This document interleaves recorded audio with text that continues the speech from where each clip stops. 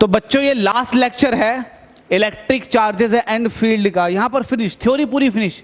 इसके बाद अब इसके वेरी शॉर्ट बचेंगे, एनसीईआरटी गाइडलाइंस बचेंगी और इसके न्यूमेरिकल्स बचेंगे, इसके अलावा और कुछ नहीं है। थ्योरेटिकली पूरा कंप्लीट हो जाएगा ये इस लेक्चर के अंदर, लास्ट है ये, बिल्कुल लास्ट लेक्चर है। हमसे क्या कह रहा है इस लेक्चर में, आपको ये बताना है कि फील्ड बताओ due to uniformly charge thin spherical shell. Shell तो आपको समझ में आता है, जो बॉल होती है ना, बॉल, चाहे वो आपकी टेनिस की बॉल हो, प्लास्टिक की बॉल हो या फिर आपकी फुटबॉल हो, वो सब के सब शेल होती हैं, क्योंकि अंदर खोखला होता है, अंदर स्पेस होता है, तो वो सब के सब शेल होती हैं। ठीक है, जैसे कि अंडा जो होता है, अंडे की जो आउटर कवरिंग होती है वो एक तरह की शेल होती है। तो शेल के बारे में आई होप सबको पता होगा। शेल तो मुझे ऐसा नहीं है कि मुझे बताना पड़े कि ये शेल है, अब जस्ट बना कर दिखाएंगे कि शेल होती किस तरह की है। स्फेरिकल शेल की बात कर रहे हैं। हमसे कह रहा भाई इलेक्ट्रिक फील्ड की इंटेंसिटी बता दो स्फेरिकल शेल की वजह से, तो ठीक है बता देंगे भाई, कोई टफ नहीं है हमारे लिए। हम पहले शेल बना लेते हैं। तो शेल बनाने के लिए सबसे पहले आपको स्फीयर चाहिएंगे। एक स्फीयर मैंने ये लिया और मैं एक स्फीयर और लूँगा, तभी तो शेल बनेगा। अरे भाई तू कहाँ आ गया, ए यहाँ आ जा, आजा आजा आजा आजा आजा, मैं हूँ प्यार तेरा, अल्लाह अल्लाह इंतजार तेरा। देखो ये शेल बन गई। आई होप बिल्कुल क्लियर दिख रही होगी। अब इसमें क्या होता है ना, इसमें ये होता है जो मटेरियल होता है वो सिर्फ और सिर्फ यहाँ होता भरा हुआ, ये जो बीच का गैप बचा हुआ ना, यही मटेरियल अंदर से खोखला है, सिर्फ ये मटेरियलिस्टिक पार्ट है जिसके अंदर हमारे पास मास है। देखो कोई टफ चीज़ है शेल। अगर कोई मुझसे ये कहे शेल समझ में नहीं आता तो भाई यहाँ क्या कर रहे हो यार, शेल को समझो। फिर मजाक कर रहा हूँ भाई, जो वीक है वो भी समझ सकते हैं, ऐसी कोई बात नहीं है, लेकिन फिर भी यार इतना कोई वीक नहीं होता कि उसे शेल ही ना बताओ।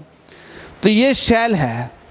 अब हमसे पूछा है कि इस पर अगर मैं यूनिफॉर्म चार्ज डिस्ट्रीब्यूट कर दूं, लेट अस सपोज कि आपने इसके ऊपर यूनिफॉर्मली चार्ज डिस्ट्रीब्यूशन ले लिया प्लस का, यूनिफॉर्मली चार्ज डिस्ट्रीब्यूशन है, इसका मतलब सरफेस चार्ज डेंसिटी इसके पास सिग्मा है और ये यूनिफॉर्म सरफेस चार्ज है। देखो ठीक है भाई, तो जाहिर सी बात है इससे इंटेंसिटी ऑफ इलेक्ट्रिक फील्ड जो होगी पॉजिटिव है।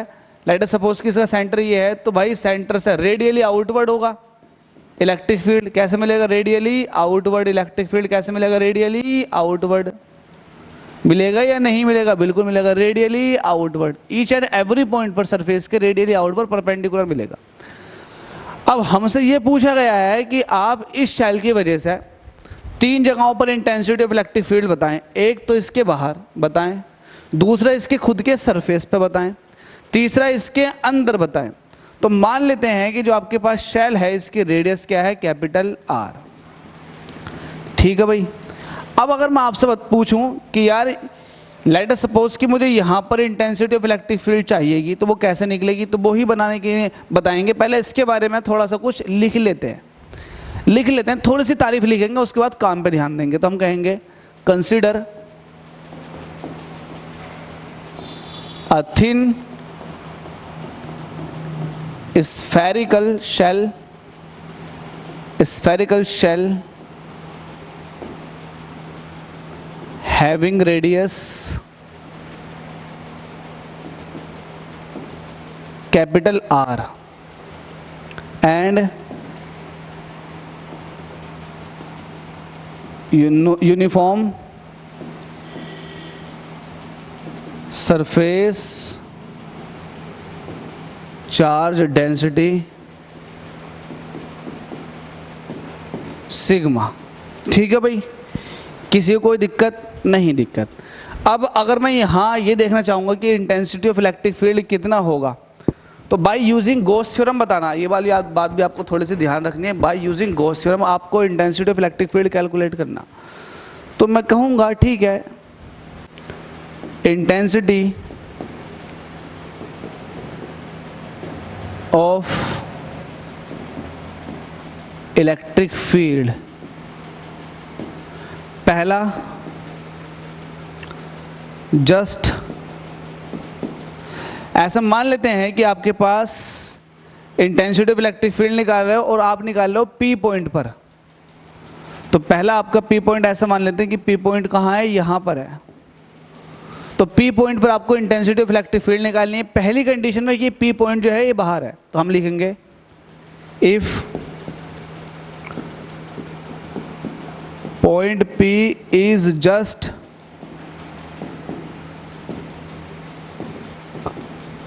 आउटसाइड द शेल के बाहर है। मैंने बोल दिया if point P is just outside the shell, shell के बाहर है, तो इसका मतलब P पॉइंट बाहर है। तो बाहर वाली कंडीशन से बताओ, तो जब बाहर वाली कंडीशन से बताओगे तो जल्दी से फटाफट बाहर वाली कंडीशन के लिए आपको दो जल्दी से स्फीयर ले लेने, जल्दी से ले लो। एक ये ले लिया आपने और एक और ले लो ताकि आपकी शेल बन जाए प्रॉपर तरीके से। तो आपने दो स्फीयर लेकर शेल बनानी है। लो बन गई आपकी शेल, ठीक है भाई, ये बन गई शेल, ठीक है, ये शेल बन गई आपकी, ठीक है। अब हमसे कह रहा है कि पहले ये बताओ कि P जो है वो आउटसाइड है, तो लेट अस सपोज कि आपने P को यहाँ ले रखा, ये इसके बाहर है, और सेंटर से इस P पॉइंट की डिस्टेंस जो है लेट अस सपोज कि स्मॉल r है, ठीक है। आपको पता है कैपिटल R जो है ये रेडियस है इस शेल की, आपने इस पर प्लस का चार्ज डिस्ट्रीब्यूट कर रखा, it means surface charge density क्या है, सिग्मा, वो प्लस की है, ठीक है। तो मैंने इसको इस तरह से डिस्ट्रीब्यूट करके दिखा दिया। जिस पॉइंट से आपको चाहिए होता है उस पॉइंट से आप हमेशा एक गॉसियन सरफेस ड्रॉ करते हो, ये मैंने आपको सिखा रखा। तो आप एक गॉसियन सरफेस ड्रॉ करो इस P पॉइंट से पास होता हुआ, चलो P पॉइंट से पास होता हुआ एक गॉसियन सरफेस ड्रॉ कर लेते हैं, क्योंकि इसका ड्रॉ होना बहुत ज़रूरी है, ठीक है भाई। P पॉइंट से पास होता हुआ आपने एक गॉसियन सरफेस बना लिया। आई थिंक अब बिल्कुल सही लग रहा। तो आपने P पॉइंट से पास होता हुआ एक गॉसियन सरफेस बना लिया। अब गॉसियन सरफेस की पहचान ये होती है कि भाई ये डेड डेड डेड होता है ना, ये कुछ इस तरह से होता, तो आपने बना लिया, ठीक है कि हाँ सर हमसे आता बनाना, बना लिया आपने। तो आपने इस P पॉइंट से पास होता हुआ एक इमेजनरी गॉसियन सरफेस ड्रॉ कर लिया। कोई दिक्कत किसी को दिक्कत नहीं होनी चाहिए, अभी तक कुछ इतना टफ पढ़ाया ही नहीं है ये जो दिक्कत है। अब देखिएगा, जैसे कि आपको पता है कि आपके पास प्लस चार्ज डिस्ट्रीब्यूट है, तो इलेक्ट्रिक फील्ड की जो इंटेंसिटी होगी जस्ट आउटसाइड होगी परपेंडिकुलर सरफेस के, होगी या नहीं होगी, बिल्कुल होगी, सरफेस के परपेंडिकुलर आउटसाइड। तो यहाँ पर इलेक्ट्रिक फील्ड आपको चाहिए, तो बहुत होगा तो बाहर की तरफ को, लेकिन होगा कितना ये बता देते हैं, ठीक है। पहला पॉइंट आपने देख लिया कि P जो है वो आउटसाइड है। अब यहाँ पर आपको क्या निकालना है, इलेक्ट्रिक फील्ड निकालना। तो इलेक्ट्रिक फील्ड निकालने से पहले यहाँ पर आप देखो कि इलेक्ट्रिक फ्लक्स कितना है, तो आप यही कहोगे total flux passing through Gaussian surface. जरा बताओ जल्दी से फटाफट कितना होगा, जल्दी बता दो। फ्लक्स जो होती है वो फाई होती है, इलेक्ट्रिक फ्लक्स की बात करें तो फाई ई, ये होता है electric field into surface area. तो आप कहोगे इलेक्ट्रिक फील्ड इनटू एरिया। अब मैं डायरेक्ट पूरे एरिया की बात कर रहा हूँ, तो एरिया किसका लेते हो आप, ये आप एरिया किसका लेते हो, ये लेते हो गॉसियन सरफेस का। तो गॉसियन सरफेस की रेडियस कितनी है, कैपिटल R, तो एरिया हो जाएगा 4 पाई, सॉरी स्मॉल r है, क्योंकि आपने स्मॉल r रेडियस पर तो गॉसियन सरफेस बना रखा, तो ये हो गया आपके पास, ठीक है भाई। तो मैंने गॉसियन सरफेस से पास होने वाला टोटल फ्लक्स बता दिया। तो हमें पता है by using Gauss theorem, Gauss theorem का यूज करके हम फाई ई की वैल्यू बता सकते हैं। फाई ई जो होगा वो होगा total charge upon epsilon nought, तो इसको यहाँ पुट कर दो। तो Q अपॉन एप्सिलॉन नॉट जो आ चुका है बराबर वो आ चुका है E इंटू 4 पाई R स्क्वायर के। मुझे यहाँ से E चाहिएगा तो E रोकूंगा, ये सब डिवाइड में आ जाएगा, तो ये आ जाएगा 1/4 pi epsilon not Q upon R square. अगर इसको मैं वेक्टर फॉर्म में दिखाऊंगा तो कुछ इस तरह से दिखाऊंगा कि E वेक्टर जो है वो ये है 1/4 pi epsilon not Q upon R square, और R कैप, ये R कैप जो है यूनिट वेक्टर को रिप्रेजेंट करता है, जो ये बताता है कि इलेक्ट्रिक फील्ड जो है वो जस्ट रेडियली आउटवर्ड है, रेडियली आउटवर्ड है, कहीं से भी देख लो रेडियली आउटवर्ड इलेक्ट्रिक फील्ड निकल रही है, ठीक है भाई। जहाँ पर आप ये कह सकते हो यूनिट वेक्टर, और ये कैसा है, रेडियली आउटवर्ड, इसका पता होना भी जरूरी है, ठीक है, तो ये आपके पास इंटेंसिटी ऑफ इलेक्ट्रिक फील्ड निकल कर आ चुकी है। अब ये फॉर्मूला तो आपको जाना पहचाना लग रहा होगा। आपने एक पॉइंट चार्ज की वजह से r डिस्टेंस पर, पॉइंट चार्ज की वजह से किसी पर्टिकुलर डिस्टेंस पर इंटेंसिटी ऑफ इलेक्ट्रिक फील्ड का फॉर्मूला यही ड्राइव किया था। तो किसी पॉइंट चार्ज की वजह से इलेक्ट्रिक फील्ड की इंटेंसिटी उतनी ही आती है जितनी एक स्फेरिकल शेल की आती है। स्फेरिकल शेल की वजह से इलेक्ट्रिक फील्ड की इंटेंसिटी आती है। तो ये वाली बात आप यहाँ कह दोगे कि इस पॉइंट पर इलेक्ट्रिक फील्ड जो है वो just 1/4 pi epsilon not Q upon R square के बराबर है। तो इलेक्ट्रिक फील्ड ऐसा ही माना जाएगा, इट मीन्स ऐसा कंसिडर किया जाएगा कि हमारे पास जो पूरा का पूरा चार्ज डिस्ट्रीब्यूशन है ऐसा है जैसे कि आपने इस सेंटर पर ही आपने प्लस का चार्ज रख दिया। ये इस चीज़ को रिप्रेजेंट करता। अगर आपकी समझ में नहीं आ रहा होगा तो मैं आपसे कहूँ कि अगर आपके पास ये प्लस का Q पॉइंट चार्ज है, मुझे R डिस्टेंस पर इलेक्ट्रिक फील्ड की इंटेंसिटी बताओ, तो आप कहोगे 1/4 pi epsilon not Q upon R square. तो मैं ये ही कहूँगा ना कि पॉइंट चार्ज की वजह से इलेक्ट्रिक फील्ड की इंटेंसिटी तो ये निकल कर आ गई, और इतनी बड़ी स्फेरिकल शेल की वजह से भी इलेक्ट्रिक फील्ड की इंटेंसिटी यही निकल कर आई है। तो इसका मतलब ये हुआ कि ये शेल पर जो चार्ज डिस्ट्रीब्यूट किया गया है ये ऐसा ही माना जाएगा जैसे कि इस पॉइंट पर आपने Q चार्ज रख दिया हो, ऐसा माना जाएगा। लेट अस सपोज कि भाई ये ऐसा माना जाएगा इस पर्टिकुलर इलेक्ट्रिक फील्ड की इंटेंसिटी के लिए कि टोटल चार्ज जो है वो इस सेंटर पर लाई करता। तो आप ये वाली बात इस तरह से लिखोगे, E is equal to 1/4 pi epsilon not Q upon R square is just same as intensity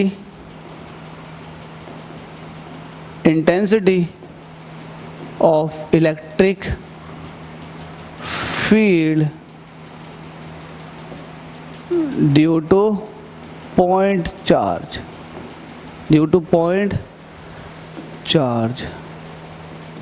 आप समझ गए कि भाई आप जो है चार्ज को ऐसा कंसिडर कर सकते हो स्फेरिकल शेल के जैसे कि आपने उसके सेंटर पर कोई चार्ज रख दिया हो। तो ये वाली बात आप लिख सकते हो,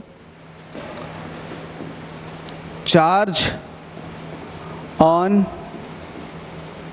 spherical shell may be considered as charge situated at the center of spherical shell। आप चार्ज को ऐसा मान सकते हैं कि जैसे कि आपने चार्ज को उस स्फेरिकल शेल के सेंटर पर रख दिया हो, क्योंकि उसी के थ्रू सेम इलेक्ट्रिक फील्ड की इंटेंसिटी का फॉर्मूला निकल कर आया। ठीक है भाई, तो एक तो ये वाला आपका क्लियर हो गया। दूसरा क्या था? दूसरा ये था कि आपको इंटेंसिटी ऑफ इलेक्ट्रिक फील्ड बतानी है लेकिन सरफेस पर। तो इसका मतलब when point P lies on the surface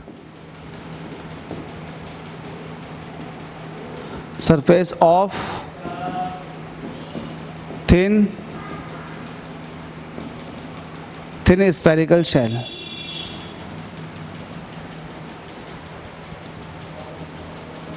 point P अब कहाँ लाई कर रहा है? स्फेरिकल शेल के ऊपर, स्फेरिकल शेल के ऊपर। तो आपके पास अब जो कंडीशन है वो कुछ इस तरह से है कि ये आपके पास, मैं बना रहा हूँ जल्दी से फटाफट एकदम डायग्राम बना देता हूँ भाई। ये आपके पास अगर शेल है, शेल बना देता हूँ, ये कुछ इस तरह से सर्कल बन जाए भाई। ये शेल है, इस पर आपने पॉजिटिव चार्ज डिस्ट्रीब्यूट कर रखा, और अब आपको कहाँ निकालनी है intensity of electric field? Surface पे। अब P पॉइंट जो आ चुका है वो कहाँ आ चुका है? वो सरफेस पर आ चुका। तो P पॉइंट सरफेस पर है, और आपको तो पता ही है ये जो डिस्टेंस है वो कितनी है? रेडियस R के बराबर। ठीक है भाई, तो अब जो आपका गॉसियन सरफेस होगा वो स्फेयर जो है आपके पास स्फेरिकल शेल, उसका आउटर कवरिंग जो है वही आपकी क्या बन जाएगी अब? Gaussian surface. तो आप इस केस में क्या कहोगे? इस केस में ये कहोगे क्या? Total flux just passing through shell. बताओ टोटल फ्लक्स कितना होगा? आप कहोगे phi E is equal to हो जाएगा total electric field into area. Area कितना होता है? 4 पाई आर स्क्वायर। अब यहाँ पर जो आर है वो कैपिटल आ जाएगा, क्यों? क्योंकि अब आपका जो गॉसियन सरफेस है वही यही स्फेरिकल सरफेस है। ठीक है भाई। अब चूंकि आपको पता है फाई ई जो होता है ये होता है क्यू अपॉन एप्सिलॉन नॉट, तो ये ई ऐसे ही रहेगा और 4 पाई आर स्क्वायर ऐसे ही रहेगा। ठीक है भाई। मुझे ई निकालना, तो ई इज इक्वल टू कितना हो जाएगा? ये चीज़ डिवाइड में आ जाएगी, तो ये हो जाएगा 1/4 pi epsilon not Q upon capital R का square. 4 pi epsilon not Q upon capital R का स्क्वायर ये हो गया। जहाँ आपके पास स्मॉल आर था वहाँ कैपिटल आर हो चुका है न्यूटन पर कूलम। इसको और आगे सॉल्व करते हैं। E is equal to 1/4 pi epsilon not Q upon R square. तो आर स्क्वायर को ऐसे रहने देते हैं, जरा क्यू की वैल्यू निकालते हैं। Since we know that surface charge density जो होता है वो होता है क्यू अपॉन ए। इसको और लिखते हैं क्यू अपॉन ए होता है 4 पाई आर स्क्वायर। जब मुझे यहाँ से क्यू निकालना होता है तो मैं क्या करता हूँ? Sigma into 4 pi R square ये करना होता है या नहीं होता? बिल्कुल होता है। तो आप क्यू की वैल्यू को पुट कर दो sigma into 4 pi R square. और जब ऐसा कर रहा होऊंगा मैं तो मुझे क्या करना होगा? आर स्क्वायर से आर स्क्वायर काटना होगा, 4 पाई से 4 पाई काटना होगा। तो आपके पास E इज इक्वल टू आ जाएगा सिग्मा अपॉन एप्सिलॉन नॉट। ये इंटेंसिटी ऑफ इलेक्ट्रिक फील्ड है थिन स्फेरिकल शेल के सरफेस पर, अगर आपने यूनिफॉर्मली चार्ज डिस्ट्रीब्यूट कर रखा है सरफेस के ऊपर तब। आई होप आपने ये वाली बात समझ ली होगी। अब इसमें तीसरा केस ये आता है कि if point P lies inside the shell। अब शेल के अंदर आपने इस P पॉइंट को पहुंचा दिया, तो P पॉइंट को पहुंचाओ शेल के अंदर। तो शेल बना लो जल्दी से एकदम। ये आपके पास शेल है। कहाँ बनी शेल? शेल अभी बनेगी। देखो ये शेल है, ये आपके पास थोड़ी सी और इसे पतली कर दो, ये आपके पास शेल आ चुकी है। ठीक है भाई। इसका लेटर सपोज कि सेंटर है, ये ओ सेंटर है। अब इसके अंदर आपको गॉसियन सरफेस बनाना, तो एक काम कर लेते हैं, हाथ से बना लेते हैं। तो लेटर सपोज कि पी पॉइंट जो है वो यहाँ है। पी पॉइंट कहाँ पर है? ए यहाँ पर। तो जहाँ पर पी पॉइंट होता है उसी से पास होता हुआ आप एक गॉसियन सरफेस ड्रॉ करते हो, तो कर लो। इससे पास होता हुआ गॉसियन सरफेस ड्रॉ, इससे पास होता हुआ गॉसियन सरफेस कुछ इस तरह से निकल कर आएगा। मज़ा नहीं आया गॉसियन सरफेस में। चलो मज़ा किसे लेना, चीज़ों को समझना यार। ठीक है भाई। ये पी पॉइंट था। अब आप क्या कहोगे? सिमिलरली अब आप कहोगे कि लेट अस सपोज कि ये जो गॉसियन सरफेस की रेडियस है ये स्मॉल आर है, तो इस गॉसियन सरफेस से पास होने वाला फ्लक्स कितना होगा? Total flux passing through Gaussian surface, तो वो होता है phi E. Electric field into area. Area क्या है इसका? गॉसियन सरफेस कैसी होगी? ये भी अपनी स्फेरिकल इन शेप होगी, तो रेडियस का स्क्वायर।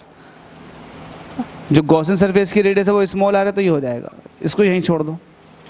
अब दूसरा इसके अंदर इंपॉर्टेंट पॉइंट क्या है? इसमें इंपॉर्टेंट पॉइंट ये है कि जब आप गॉस थ्योरम का इस्तेमाल करते हो तो आप क्या करते हो? Phi is equal to Q upon epsilon nought. तो वो जो क्यू होता है ना वो charge enclosed by the Gaussian surface होता। तो मुझे जरा बताओ इस गॉसियन सरफेस के अंदर चार्ज कितना? तो आप कहोगे यार अंदर तो चार्ज का कोई मतलब ही नहीं बनता, क्योंकि चार्ज जो है स्फेरिकल शेल के जस्ट आउटर सरफेस पर सिमेट्रिकली फैला हुआ है। इलेक्ट्रिक फील्ड सरफेस के परपेंडिकुलर आउटर सरफेस से निकल रही होगी। अंदर वाले सरफेस पर अंदर जब चार्ज ही नहीं है, किसी भी तरह का कोई चार्ज नहीं है, तो भाई अंदर चार्ज ना होने की वजह से जो फाई होगा वो अंदर ज़ीरो होगा। फाई का मतलब क्या है? Electric flux. और आपको पता है इलेक्ट्रिक फ्लक्स एक तरह का इलेक्ट्रिक फील्ड ही है जो किसी पर्टिकुलर एरिया में से पास होता है। तो जब अंदर इलेक्ट्रिक फ्लक्स ही ज़ीरो है तो अंदर इलेक्ट्रिक फील्ड कितना होगा? ज़ीरो होगा। अब कोई बच्चा भाई इसको लिंक ना कर लेना कि पहले वाले में तो यार ये समझा दिया था कि यार ऐसा ही है, है ना, इलेक्ट्रिक फील्ड की इंटेंसिटी बाहर ऐसे ही आई है जैसे कि सेंटर पर रखे हुए चार्ज की वजह से आती है। तो सेंटर पर रखे हुए चार्ज की वजह से आती है, वो वाली बात अलग है, सेंटर पर चार्ज का रखना अलग है, ठीक है। तो सेंटर पर चार्ज नहीं रखा है इसमें, ठीक है, कंपैरिजन कर रहे थे वहाँ पे। तो ये वाली बात आप अच्छे से क्लियरली समझ लीजिएगा कि यहाँ पर अगर मैं गॉस थ्योरम लगाऊंगा तो गॉस थ्योरम से आप पहले ये लिख लीजिएगा, charge enclosed bye Gaussian surface is zero. ये मैंने मोटा मोटा करके लिख दिया। जो गॉसियन सरफेस जिसको मैंने येलो कलर का बना रखा है, इसके अंदर किसी तरह कोई चार्ज नहीं, तो मैंने लिख दिया charge enclose by Gaussian surface is zero, ठीक है। तब आप गॉस थ्योरम लगाओगे तो by using Gauss theorem, by using Gauss, chapter खत्म हो रहा है, धीरे धीरे चैप्टर खत्म हो रहा है, ये चैप्टर खत्म हो रहा है, लास्ट पॉइंट है भाई, चैप्टर खत्म, फिनिश, न्यूमेरिकल बचेंगे। तो बाय यूजिंग गॉस थ्योरम क्या लगाओगे आप, phi E is equal to क्या होगा, Q upon epsilon not.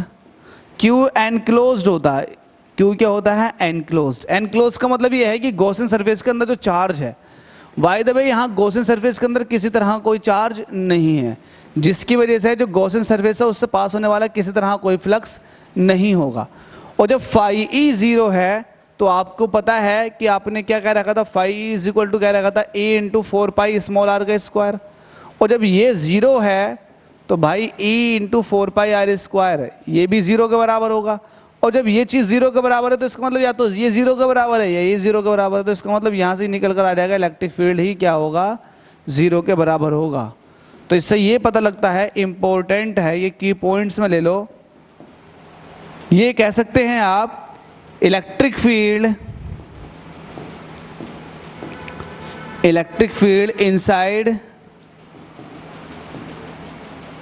Inside hollow और spherical shell is always zero. हमेशा क्या होता है, जीरो निकल कर आता। तो कोई टफ था, बिल्कुल भी टफ नहीं था। इसको जल्दी से रिकॉल कर लेते हैं। आपने क्या निकालना था, इंटेंसिटी ऑफ इलेक्ट्रिक फील्ड निकालना था बाहर, सरफेस पे, अंदर। जब आपने बाहर निकाला तब आपने गॉसियन सरफेस ड्रॉ करे, सब कुछ करके आपने देखा, तो आपने इंटेंसिटी ऑफ इलेक्ट्रिक फील्ड जब निकाली तो आपने देखा कि आई तो वैसे ही निकल कर आई जैसे किसी पॉइंट चार्ज की वजह से आर डिस्टेंस पर निकल कर आती है। तो उस वाली बात को आपने यहाँ लिखा कि इलेक्ट्रिक फील्ड जो आया वो वैसे ही आया जैसे किसी पॉइंट चार्ज की वजह से आता। इट मीन्स आप ऐसा कह सकते हो कि जो स्फेरिकल सरफेस पर जो चार्ज आपने डिस्ट्रीब्यूट कर रखा उसको ऐसा कंसिडर कर सकते हो जैसे कि चार्ज सेंटर पर रखा हो स्फेरिकल शेल के, बस बात खत्म हो गई। फिर दूसरा आया कि अगर P जो है वो सरफेस पर आ जाए तब क्या होगा, तब ये होगा, तब आपके पास जो टोटल चार्ज था वो Q अपॉन एप्सिलॉन, तो गॉस थ्योरम आपने लगा दी, यहाँ से आपने इलेक्ट्रिक फील्ड की इंटेंसिटी कैलकुलेट करके E is equal to sigma upon epsilon nought की फॉर्म में लिख दिया। फिर थर्ड पॉइंट ये था कि अगर P इनसाइड हो तो आपने देखा ठीक है P इनसाइड कर लो। अब यार उस इनसाइड वाले पॉइंट में तो भाई इलेक्ट्रिक चार्ज है ही नहीं है, चार्ज नहीं है तो किसी तरह कोई फ्लक्स नहीं होगा। जब फ्लक्स नहीं होगी तो इंटेंसिटी ऑफ इलेक्ट्रिक फील्ड भी क्या निकल कर आ जाएगा, जीरो निकल कर आ जाएगा। तो भाई ये चैप्टर पूरी तरह से फिनिश हो चुका है थियोरेटिकली। अब इसके न्यूमेरिकल्स बचते हैं, इसके वेरी शॉर्ट क्वेश्चन बचते हैं जो कॉन्सेप्चुअल टाइप है, वेरी शॉर्ट के साथ साथ शॉर्ट आंसर कॉन्सेप्चुअल प्रॉब्लम्स वो बचती हैं, और एनसीईआरटी गाइडलाइंस दे रखी हैं वो बचती हैं। बाकी कॉम्पिटिटिव सेक्शन को उसमें बाद में देख लेंगे, लेकिन ये सेक्शन बचा हुआ है, इसको जल्दी से कवर करवाने की कोशिश कर रहा हूँ और करता हुआ आ भी रहा हूँ। तो बने रहिएगा मेरे साथ। अगर आपने कोई चीज़ भी इसमें नहीं समझी, ये समझ में नहीं आई, ये फिर आपके ऊपर से निकल गए, तो भाई कमेंट बॉक्स में बता दें कि ऊपर से निकल गई। अगर समझ में आ गया पूरा लेक्चर तो कहते हैं कि भाई समझ में आ चुका है, अच्छे से समझ में आ चुका है। तो आप लोग देखो, आपको मेरा मेथड ऑफ टीचिंग तभी समझ में आएगा जब आप मेरी लेक्चर्स को कंप्लीट देखेंगे, तो ऑटोमेटिक आपको समझ में आ जाएगा कि मेरा वे ऑफ टीचिंग है क्या एक्चुअल में। ठीक है भाई, तो इंटरेस्ट लीजिएगा, मज़े करते हुए देखिएगा, उतारिएगा कुछ मत, क्योंकि सबकी पीडीएफ आपको मिल जाएगी। अगर आप चाहेंगे कि पीडीएफ मिल जाए तो इसी लेक्चर की पीडीएफ मिल जाएगी, बस समझिएगा माइंड ओपन करके। Thank you so much guys, आपने सपोर्ट किया, और आपके सपोर्ट की वजह से बहुत जल्दी हमारे 1000 सब्सक्राइबर टच होने वाले हैं, और 1000 सब्सक्राइबर होने के बाद में भाई आपको तो पता ही है चैनल मोनेटाइज हो जाएगा, बड़ी खुशी की बात होगी। आप लोगों के सपोर्ट की वजह से आपकी अपनी खुद की फैमिली बढ़ रही है यार, अब मज़ा आएगा। Thank you so much guys.